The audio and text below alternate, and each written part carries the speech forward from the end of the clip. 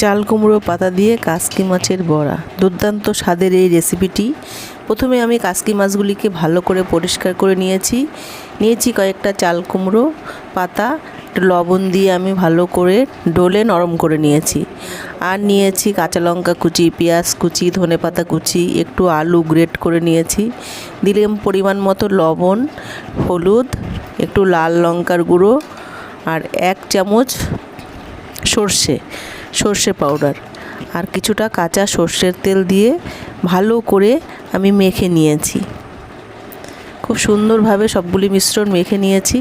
তারপরে দুটো চাল কুমড়ো পাতা বিছিয়ে তার মধ্যে কিছুটা মিশ্রণ নিয়ে আমি ভালো করে মুড়ে সবগুলি আমি বড়ার শেপ তৈরি করে নিয়েছি। হয়ে গেছে আমার সব তৈরি করা। এবার গরম তেলের মধ্যে একদম মিডিয়াম আঁচে আমি বড়াগুলিকে আস্তে আস্তে দিয়ে এক পাশ হয়ে গেলে খুব সাবধানে আরেক পিঠ উল্টে আমি বড়াগুলিকে সুন্দর করে একদম মিডিয়াম আঁচে আস্তে আস্তে ভেজে নিয়েছি। আমার রেডি কাসকি মাছের বড়া। গরম ভাতের সাথে খেতে কিন্তু অসাধারণ লাগে। তোমরা বানিয়ে